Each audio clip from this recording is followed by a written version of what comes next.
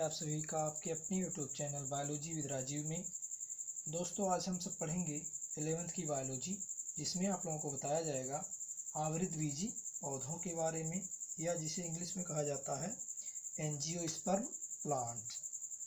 चलिए शुरू करते हैं आज का टॉपिक। आवृतबीजी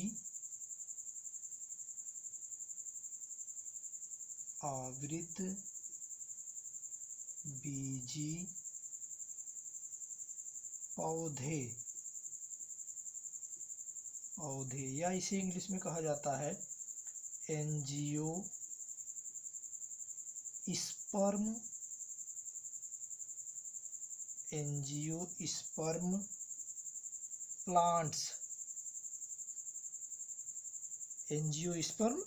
प्लांट्स। तो सबसे पहले जानेंगे एंजियोस्पर्म क्या होता है। तो एंजियोस्पर्म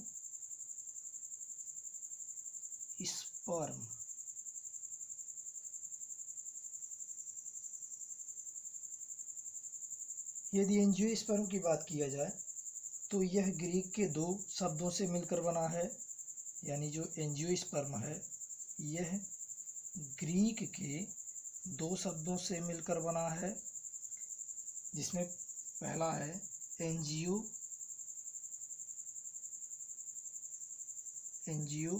और दूसरा है स्पर्मा।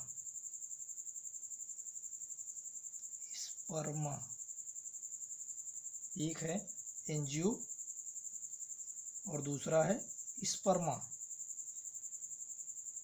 एंजियो का अर्थ होता है कवर्ड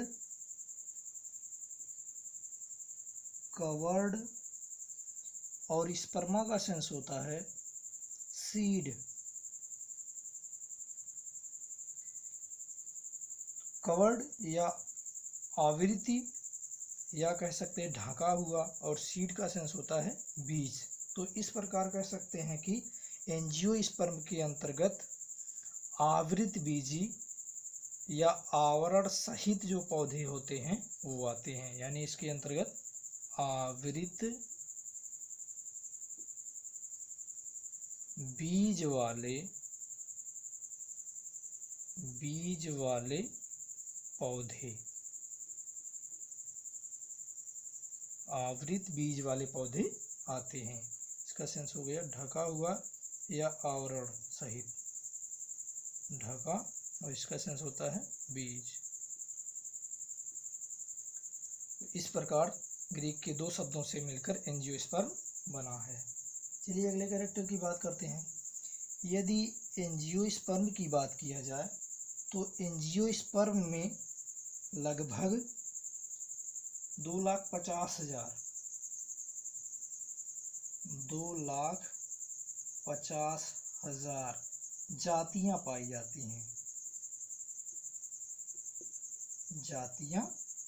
जाती हैं। और सबसे मज़े की बात यह है कि इसमें जो प्लांट्स होते हैं, यानी एंजियोस्पर्म के जो प्लांट्स होते हैं, वो सबसे छोट और सबसे बड़े, यानी जिसकी लंबाई लगभग 100 मीटर से अधिक होती है, तक इसमें प्लांट पाए जाते हैं।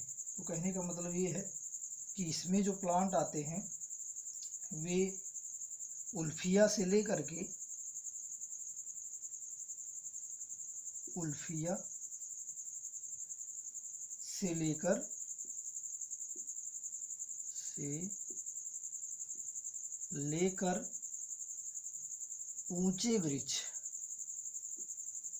ऊंचे वृक्ष यूकेलिप्टस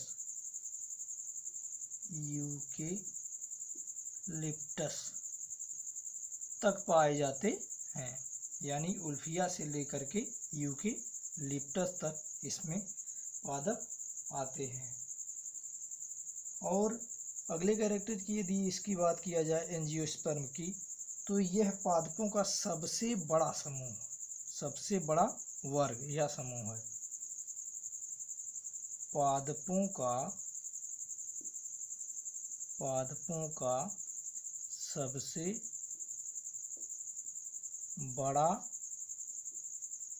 वर्ग है ये। उसके बाद यदि आगे बात किया जाए तो एंजियोस्पर्म को एक और नाम से जानते हैं जिसे कहा जाता है पुष्पी पादप।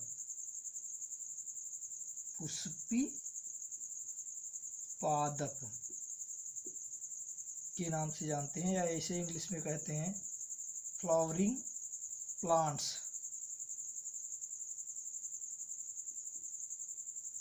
फ्लावरिंग प्लांट्स भी कहा जाता है, यानी एंजियोस्पर्म को फ्लावरिंग प्लांट भी कहा जाता है।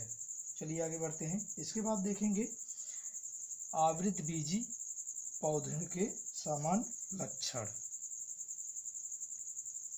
इसके बाद आगे देखेंगे हम लोग आवृतबीजी पौधों के सामान्य लक्षण। सामान्य लक्षण तो इसको पॉइंट वाइज देखते हैं। इसमें सबसे पहला पॉइंट रख सकते हैं कि ये पादप एक वर्षीय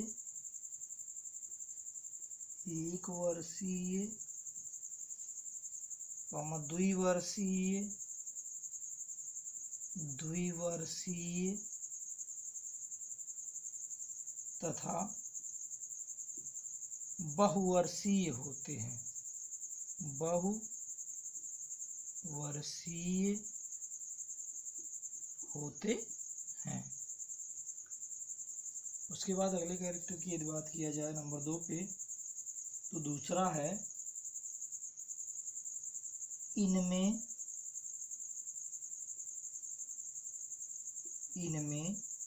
जड़ तना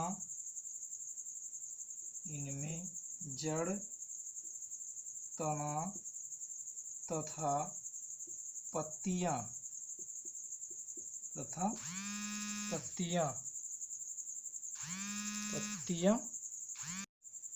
तो इसमें जड़ तना तथा पत्तियां पूर्ण विकसित होते हैं।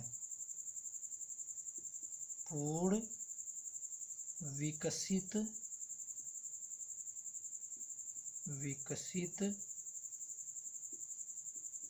होते हैं। ये दूसरा कैरेक्टर हो गया। तीसरे की बात करें तो तीसरे नंबर पे आता है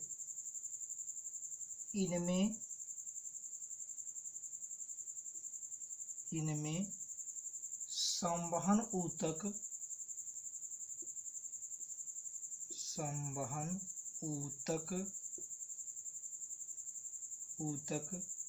बंडलों में विभाजित होते हैं। बंडलों में विभाजित होते हैं। अगले कैरेक्टर की बात किया जाए नंबर 4 पे, तो नंबर 4 पे आता है इनमें पुष्प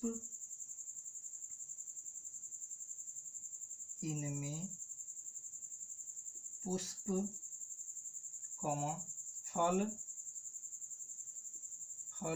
व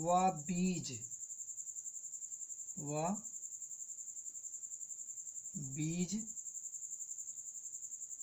पूर्ण रूप से पाए जाते हैं। पूर्ण रूप से पाए जाते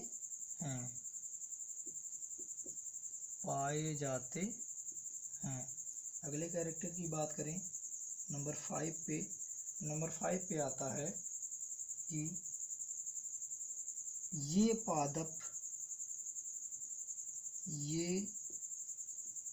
पादप आवृतबीजी पादप कहलाते हैं। आवृतबीजी पादप कहलाते हैं या कहते कहलाते लिखिए।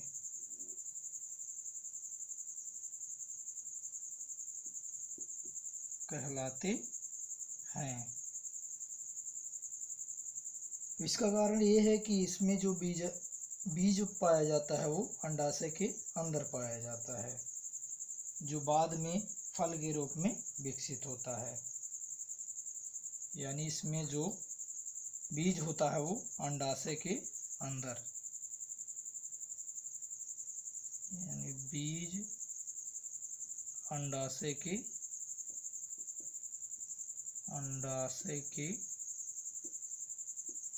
अंदर होता है, जो बाद में फल का निर्माण करता है।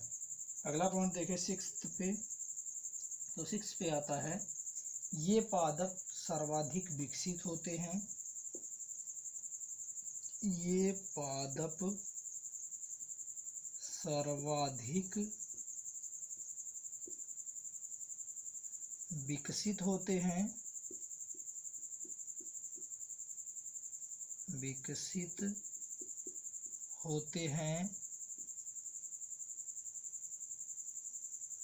अगला पॉइंट 7 पे देखें। तो 7 पे आता है, इसमें भोजन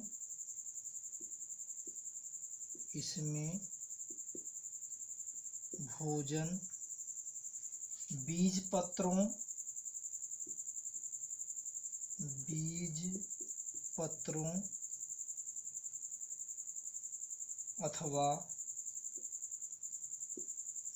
पत्रों अथवा भ्रूणपोष में होता है।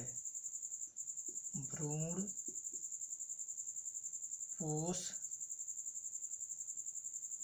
में होता है।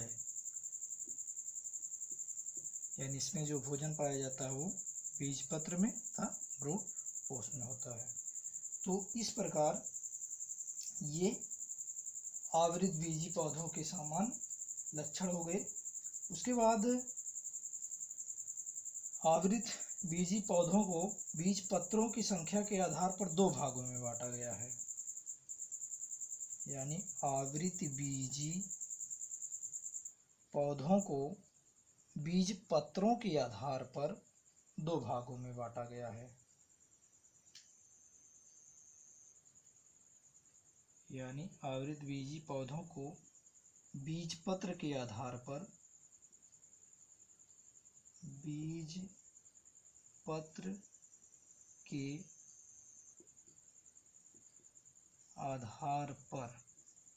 इसको 2 भागों में बांटा गया है, जिसमें पहला है एक बीज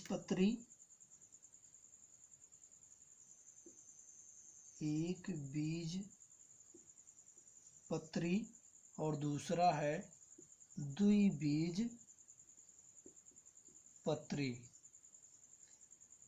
एक बीजपत्री को इंग्लिश में मोनोकोटिलेडोनस कहा जाता है। मोनोकोटिलेडोनस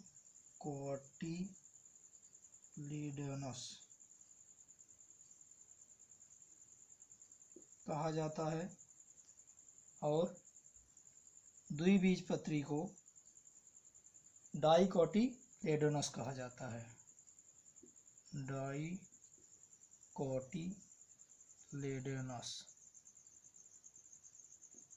या सिंपल भाषा में कहें तो इसको मोनोकाट कहा जाता है और इसको डाइकाट कहा जाता है। चलिए इन दोनों में विभेद कर लेते हैं, इन दोनों में अंतर क्या क्या होता है इसको देखेंगे।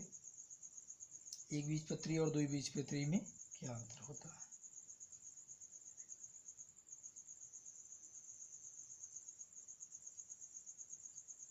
तो एक तरफ लिख लेंगे भाग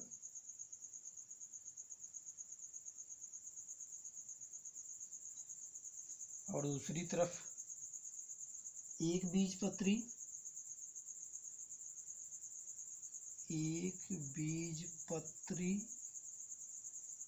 पौधे और फिर यहाँ लिख लेंगे द्विबीजपत्री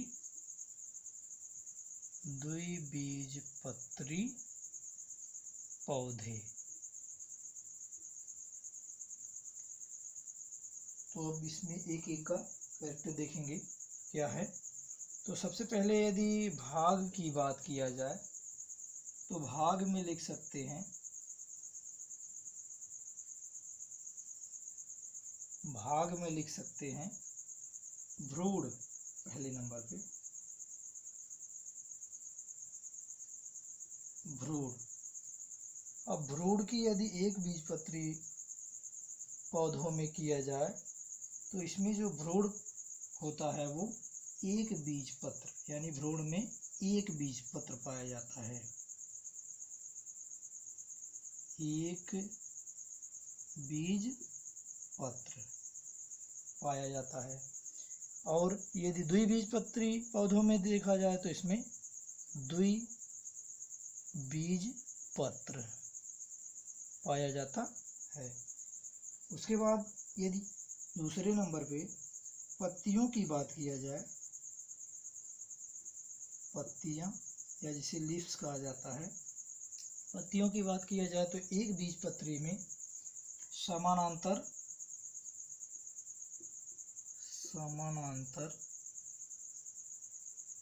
शिरा विन्यास, शिरा विन्यास। वहीं अगर द्विबीजपत्री में बात किया जाए तो इसमें जो पत्तियां होती हैं वो जालिका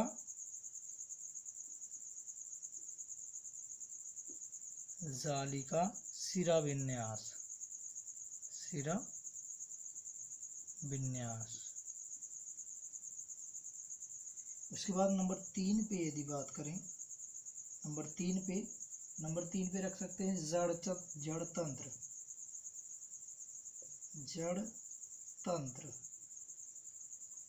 जड़ तंत्र की यदि बात किया जाए एक बीजपत्री में तो ये प्रायः रेशेदार,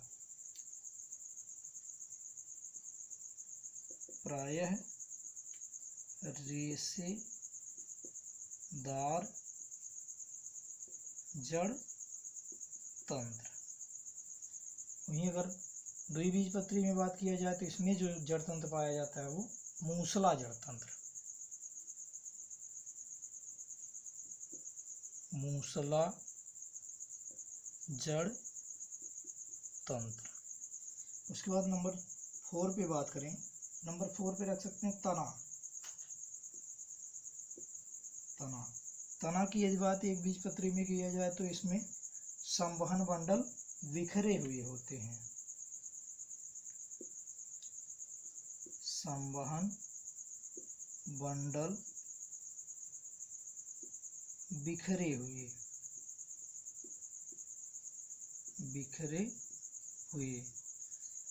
और इसमें बात किया जाए द्विबीजपत्री में तो इसमें संवहन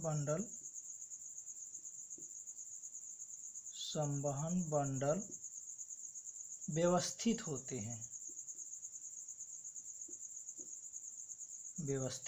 हैं। उसके बाद नंबर 5 पे यदि बात किया जाए वृद्धि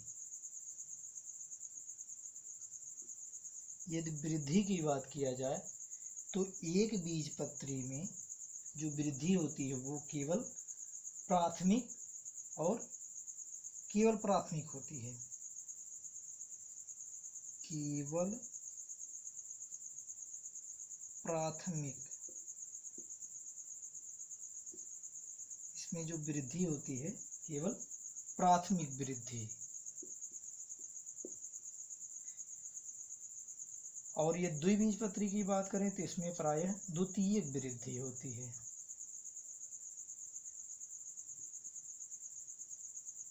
द्वितीयक वृद्धि होती है। उसके बाद नंबर 6 पे यदि बात करें पुष्पीय भाग,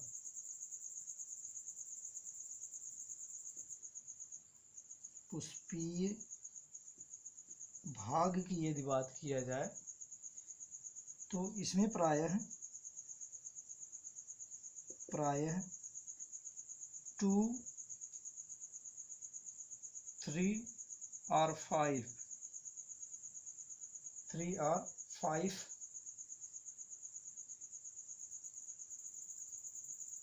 अथवा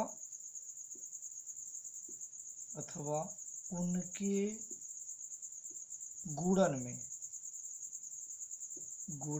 में, यानी कहने का मतलब ये है 2, 3 और 5 का सेंस होता है 2 पे बाह्य दल, और 3 या 5 की बात किया जाए तो ये दल पुंज की बात किया जा रहा है, और ये निर्धारित होता है उनके गुणन पर। और यदि यहाँ द्विबीजपत्री में देखा जाए तो इसमें प्रायः 4 और 5 अथवा उनके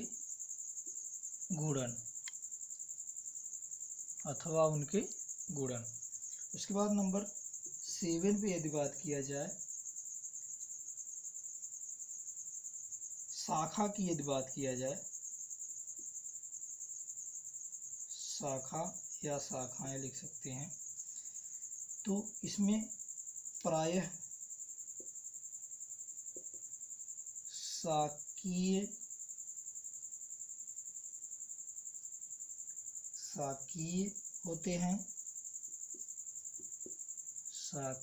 होते हैं, और इसकी यदि बात किया जाए तो इसमें काष्ठीय और शाकीय दोनों होते हैं, यानी शाकीय और काष्ठीय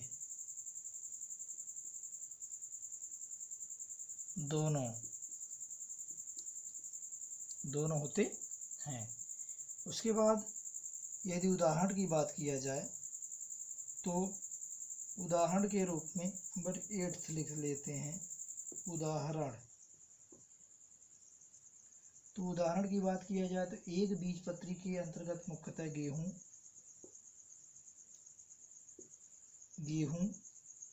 चावल,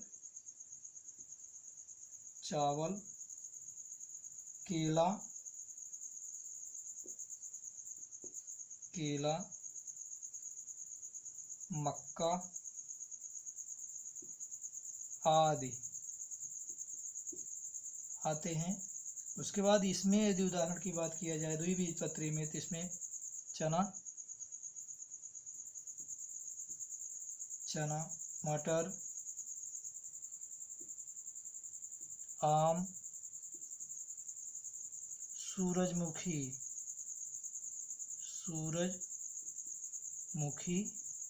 आदि आते हैं। तो इस प्रकार ये एक बीजपत्री और द्विबीजपत्री का अंतर हो गया। जब वाइवा होता है तो अक्सर पूछ लिया जाता है कि एक बीजपत्री और द्विबीजपत्री में क्या अंतर होता है, या एग्जाम्पल पूछ लिया जाता है कि एक बीजपत्री के उदाहरण बताइए और द्विबीजपत्री के उदाहरण बताइए। इसी के साथ आज का टॉपिक समाप्त हुआ।